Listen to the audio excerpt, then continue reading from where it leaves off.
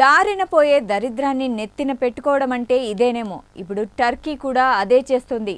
పాకిస్తాన్కు కొమ్ము కాసి ఇప్పుడు వాణిజ్యపరంగా ఇబ్బందులు పడుతుంది. పాకిస్తాన్తో చేతులు కలిపినందుకు టర్కీలోని పర్యాటక ప్రాంతాలన్నీ వెలవెలబోతున్నాయి. చివరకు సినిమా షూటింగ్లకు కూడా టర్కీకి వెళ్లొద్దంటూ భారత సినీ ఇండస్ట్రీ నిర్ణయం కూడా తీసుకుంది. ఒకప్పుడు టర్కీకి భారత్ అండగా నిలిచింది.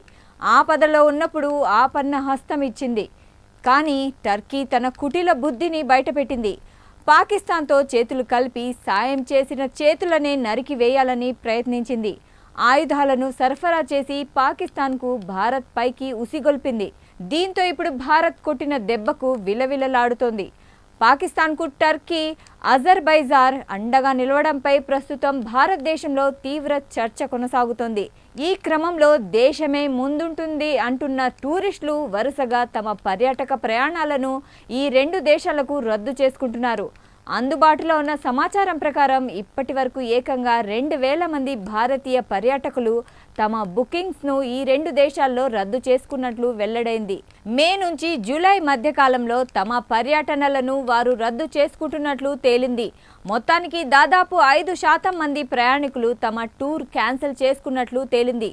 ప్రముఖ ట్రావెల్ ప్లాట్ఫామ్ యాత్రా సిఇఓ మాట్లాడుతూ 50% హాలిడే ప్యాకేజీలు ఈ రెండు దేశాలకు క్యాన్సిల్ చేస్తున్నట్లు వెల్లడించారు.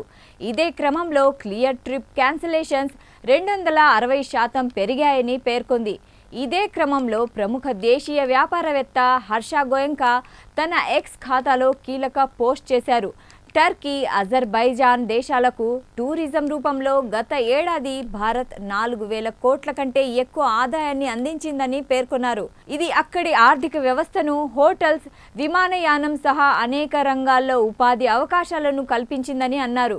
కానీ పహల్గామ్ దాడి తర్వాత ఆ దేశాలు పాకిస్తాన్ వెంట నిలబడ్డాన్ని ఆయన తప్పుబట్టారు. ప్రపంచంలో అలాగే మన దేశంలో ఆ రెండు దేశాల కంటే అందమైన అనేక ప్రాంతాలు ఉన్నాయన్నారు గోయంకా. ఈ క్రమంలో ప్రజలు టర్కీ, అజర్బైజాన్కు వెళ్లటాన్ని మానుకోవాలని సూచించారు. ఇటీవల షురు అయిన బాయ్కాట్ తుర్కీయే ఎఫెక్ట్ ఎంత ఎక్కువగా ఉందంటే ఈ రెండు దేశాలకు సంబంధించిన బుకింగ్ క్యాన్సిలేషన్లు ఏకంగా 250%కి చేరుకున్నట్లు చెబుతున్నారు. అంతేకాదు దేశవ్యాప్తంగా పలు ట్రావెల్ ఏజెన్సీలు ఈ రెండు దేశాలకు ఆన్లైన్ బుకింగ్లను నిలిపివేస్తున్నట్లుగా ప్రకటించాయి.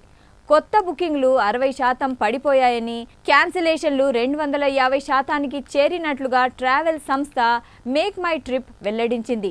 తుర్కీయే, అజర్బైజాన్లకు బాయ్కాట్ నినాదం ప్రభావం గడిచిన వారం రోజుల్లో స్పష్టంగా కనిపిస్తుందని, ఈ రెండు దేశాలకు బుకింగ్లు 60% తగ్గగా గత ఏడాదితో పోలిస్తే క్యాన్సిలేషన్లు చేసుకునే వారి సంఖ్య 250% పెరిగినట్లుగా మేక్ మై ట్రిప్ చెబుతోంది. దేశ సంఘీభావానికి, మన సాయుధ బలగాలపై గౌరవంతో పర్యాటకుల నిర్ణయాన్ని తాము కూడా గౌరవిస్తున్నట్లు మేక్ మై ట్రిప్ చెబుతోంది. అత్యవసర ప్రయాణాల్ని మాత్రమే తాము సూచిస్తున్నట్లుగా పేర్కొన్నారు. కొద్ది రోజుల క్రితమే మరో పర్యాటక booking portal easy my trip సైతం ఈ రెండు దేశాలకు సంబంధించి ఈ తరహా ప్రకటన చేయడం తెలిసిందే. గత వారంలో తుర్కీయకు 22%, అజర్బైజాన్కు 30% క్యాన్సిలేషన్లు జరిగినట్లుగా ఆ సంస్థ చెబుతోంది. ఇప్పటికే బుకింగ్ చేసుకున్న వారికి రద్దు చేసుకోవద్దని చెప్పినా టూరిస్టులు మాత్రం ఆ దేశాలకు వెళ్లేందుకు అస్సలు ఇష్టపడడం లేదని చెబుతున్నారు. మరోవైపు బాయ్కాట్ తుర్కీలో భాగంగా ఆ దేశం నుంచి దిగుమతి అయ్యే టర్కీ యాపిల్స్ను అమ్మేందుకు హోల్సేలర్లు మాత్రం నో చెప్పడం తెలిసిందే. తుర్కీ యాపిల్స్ను సీజన్లో దాదాపు 1000 నుంచి 1200 కోట్ల వరకు టర్నోవర్ ఉందని చెబుతారు. దీంతో వ్యాపారులు టర్కీ యాపిల్స్ను బహిష్కరించాలని తీసుకున్న నిర్ణయంతో పండ్ల మార్కెట్ మీద తీవ్ర ప్రభావాన్ని చూపిందని చెబుతున్నారు. దీనికి ప్రత్యామ్నాయంగా హిమాచల్, ఉత్తరాఖండ్, ఇరాన్, ఇతర దేశాల నుంచి కొనుగోలు చేసేందుకు ఆసక్తి చూపుతున్నారు. మొత్తంగా బాయ్కాట్ తుర్కీ నినాదం అంతకంతకు విస్తృతమవుతుందని చెప్పక తప్పదు. దారిన పోయే దరిద్రాన్ని తలకు ఎక్కించుకుంటే ఏం జరుగుతుందో టర్కీకి ముందు ముందు బాగా తెలిసే ఛాన్స్ ఉంది.